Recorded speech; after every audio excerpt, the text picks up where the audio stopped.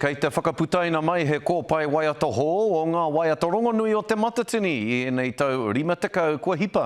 Ka rongo tātou I ngā reo rōreka o etahi o ngā tau tohito o tēnā kapa e waiata ana I wā rātou waiata rongonui.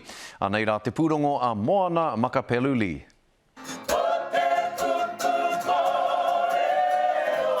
Ko ngā waiata te matatini e ngā kaunui tiana e te iwi.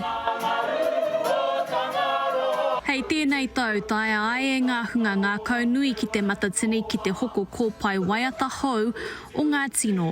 Tēnei kaupapa tēnei kōpai waiata e whakanui I ngā taurima te kau o te matatini. Ana he mea tīpako I ngā waiata mai I auatau, mai ngā kapa o ia rohe.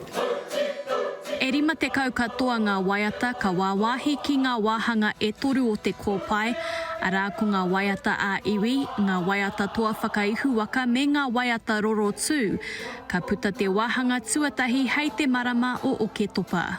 These songs are not just any songs. And so, we're so blessed to have these waiata from all the rohe. And so, we've got to do it justice.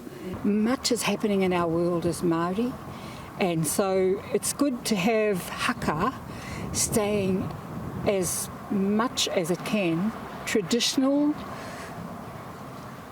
contemporary, but maintaining a balance of both worlds, I think is necessary.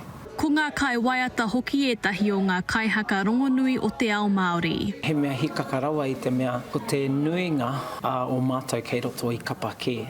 Ne? Ko au kei roto I whangara mai tawhiti kua kuhua pēnei a rak, kei roto I o pōtiki, taku whanaunga a Lolo Brown kei waihirere. Nā reira ki te noho ngātahi me wenei rangatira o te ao kapahaka, he koanga ngāka, he hikaka, me te mea hoki Matua Rob Ruha, me ngā wheako, me ngā pukenga kei aia, e hika kua whakaora anō I wenei waiata ātāhu aru atu.